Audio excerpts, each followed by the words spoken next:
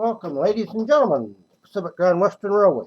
Today I'm going to do a little bit of a lesson for you people that are just into starting model railroading about couplers, both body mounted and truck mounted, the pros and cons of each.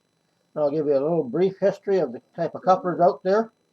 Then I'll show you how they hook up and what you can do. First off, this is what we call body mounted couplers. This is a horn hook thing, but that's what the body mounted. This is a truck mounted coupler. Goes on the truck under the cars. This here is what I made up myself personally. I haven't got it finished yet. This is what I call a conversion car. It has a knuckle coupler one end. This one's a Kadee, and a horn hook this side. So if you got dual couplers on your layout or engine, you can pull whatever cars you want by simply putting this car in between them, like engine or the cars. These are the various styles of horn hook coupler available. This one is off a passenger car or a car with longer wheelbase. This is your Kadee knuckle coupler. This is the trip pin. This one needs a spring on it. I haven't put that on yet. But this is the trip bar for uncoupling. Most of us usually cut these off because these can be in the way. But you can leave them on. It's your preference, whichever you like. This is another horn hook coupler. This is out of an Athearn or roundhouse car. And this one is usually a horn hook coupler, but this one is usually off these truck mounted cars couplers. They have a smaller hole for these type of truck couplers. Now the pros of having body mounted couplers is you can have longer cars, longer trains, and they will stay together. They will all push evenly and pull evenly because they're all pulling on the body. The trucks are free to follow the track if you have good track work and your cars are weighted to the proper weight, which they should be, which I'll get into on another video. They should follow your track work. Be free to follow the track work as you like. And this is common during the 50s, 60s, and 70s, early 90s. Towards the 80s, early 90s, more companies started coming out with what they call the Togo truck, this truck mounted coupler. This slips under there in the same place. As you can see, the coupler is now on the truck. And the reason they brought up with this was for most train set companies, for you get tighter track, tighter circles. You go around 15-inch curves and 18-inch curves on your set track better. These ones will go around an 18-inch and a 15-inch, but 18 I'd say is minimum. 15 in the yard you're kind of pushing it, depending on the length of the car. So these are all well and good. While you run into problems, my friends, if you have a bunch of cars in your layout, where some are truck mounted and some are body mounted, what happens? Yes, they'll all hook up, and on a straight pull, they'll stay together quite nicely on the track. Where the problem arises is when you want to start backing up your train, pushing your train backwards, as I'll show you in this demonstration. If you're pushing the train backwards, like going this way in reverse into a siding, what happens is the body mounted coupler, it's on here, will push towards the curve, will push outward, which in turn pushes this truck mounted coupler, will push sideways. It'll start to push the coupler sideways. As the steeper the curve, the more it'll push that way on the thing, which will cause this wheel and this wheel to come off the rails. So you'll have a derailment. So the way to get around that is two problems. You can, one, either do as I've done on this. We'll use this car for an example. This was a truck mounted coupler. As you can see, I cut the coupler off and made it thing there, and I will body mount the coupler on this one when I get the coupler parts. This is your typical coupler box. This is off an Athearn. There. So you can either make sure all your cars in your fleet are truck mounted. However, you still have sometimes if it's a very long train and the cars are not properly weighted, you will still get a little bit of push to the outside or to this way if it's a curve, whichever way your curve is. So in order to avoid that, you can either make all your fleet body mounted or all your fleet truck mounted, whatever. However, a lot of problems because sometimes not every manufacturer has truck mounted couplers, like Athearn, Roundhouse, Atlas, and the like have body mounted couplers. So is these. This is an old MCR model die casting company, also known as Roundhouse. It is Singer. Athearn has the older style, has the truck mounted body mounted coupler also. There's Tyco, Lifelike, Bachmann, and some of the more generic, lower budget companies came out with a truck mounted coupler. So you can either take, like I did, cut this coupler off here and invest in the couplers. You don't have to change the Hornhook if you don't want to. There's nothing wrong with them. Outside they do not look very realistic, yes, but they are a good dependable coupler. And also any brand hobby HO scale engine out there, locomotive car out there, with exception of the new ones in the 20s and up, will couple up to it. However, if you like using older equipment or like buying used equipment, then you're going to run into body and coupler mounted. Now, body mounting is not all that hard to do. However, for the beginner, you can either, like I said, make sure all your equipment is truck mounted or body mounted.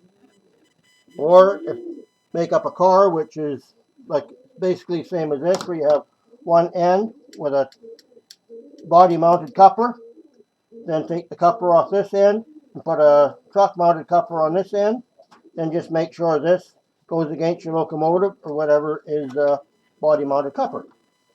And that way we'll reduce the backup there. We'll reduce your problems with this. There are several ways of doing that too. You can, this here I was a Tyco caboose. I cut the cupola end out of it and shortened it just for my own line for a conversion car.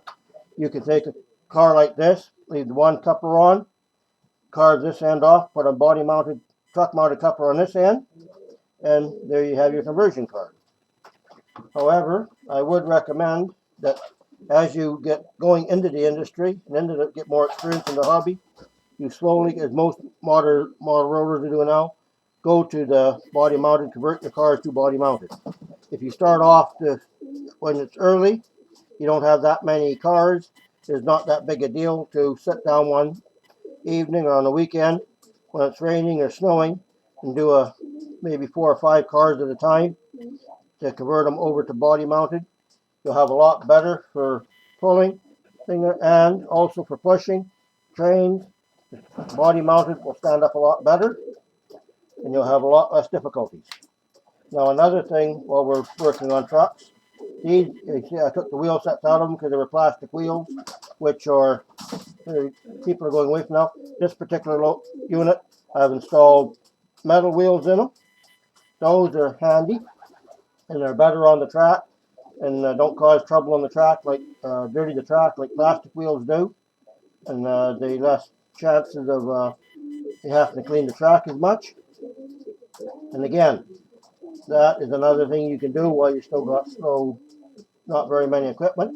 Yeah, I have quite a bit of equipment. It does get a bit costly, but to start with, for in the model railroading, pick your choice, either truck mounted or body mounted, or build yourself until you get going.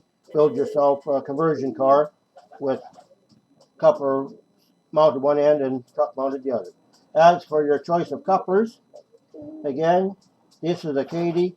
Myself, I use Accumate, which I'll show on this little locomotive.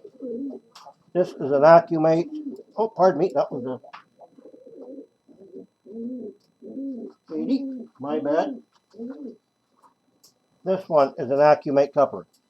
These are knuckle couplers too. The Kadees will interchange with them and no problems, as will McHenry's. However, these are my preference.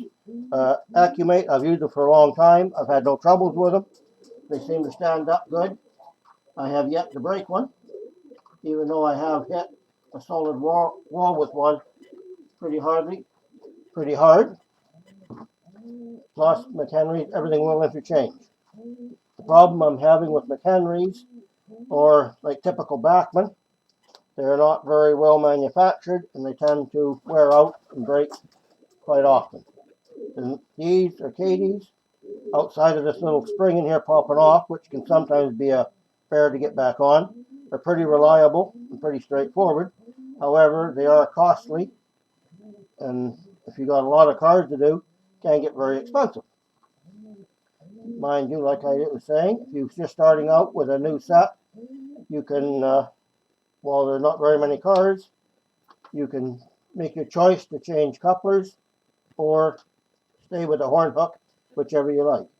Now, on the case of the new cars, sets of the 20s, from like about 20,002 and on, most new train sets now are coming with knuckle couplers. So unless you're into buying the old-time equipment, you're more than likely going to get knuckle couplers on your modern train sets. So the choice of what you use is entirely your thing. If you like the horn hook, then by all means stay with them.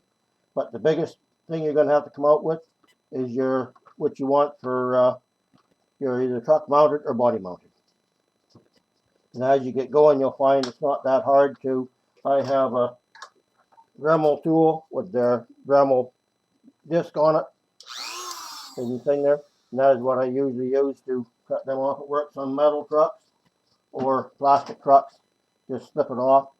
And if you want to really get inventive, like I've done with these, this is an Aspen one that's common styrene plastic, can be glued on. You'll have to get some strip under thing and glue it on under the car, and there you have your body mounted coupler. Whatever. So the choice is yours, but that is the main reason they come out with a truck mounted with for sharper curves. And I'd recommend, if you're just starting off, 18-inch standard. The best is 22-inch radius curves. And now, if you got the space, most sheets are 4x8 or 5x9. That used to be pool table plywood. You can still get them. But I'm finding the best workbenching if you can have a 6x10. That is 6 feet wide by 10 feet long. Then you can go up to maybe a 24-inch curve, which is most cars like these bigger ones will handle with no trouble. This one was originally truck mounted couplers too. As you can see, I cut them off and I'm going to attempt to body mount it. This one's under repairs. It was a used car. I've just been repairing as I'm going along. I still need to put another step on it and body mount the couplers. And I also recommend you put out the expense and buy a Kadee coupler height gauge. That will be an immense tool for your workbench. Plus, another great tool for your workbench, and every workbench should have one. This is an Atlas snap saw. These are really cheap. You can get them in any hobby shop. And these were made by Atlas for cutting their 3-foot flex track sections or any snap track or any track for that matter. But these things will not only cut track, brass, or nickel silver, they're for cutting off any kind of plastic or thing there. These are one of the most handiest tools you can ever have on your workbench. With that being said, this here is also, these are the standard trucks with these are metal wheels. You can see it does not have the coupler on it. This goes on to a caboose I'm rebuilding, modernizing.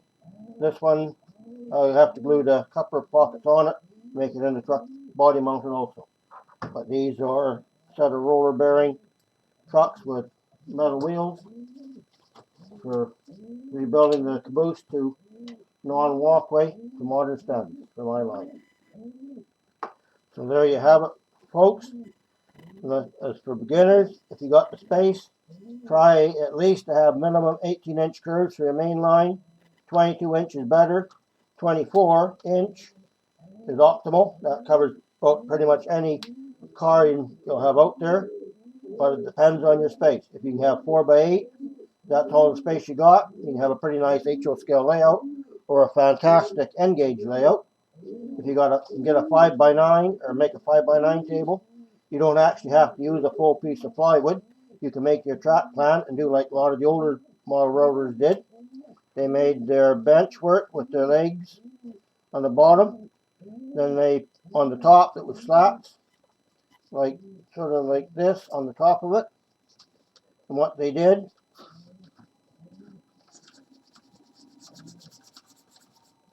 was they designed their track, how they wanted the track plan.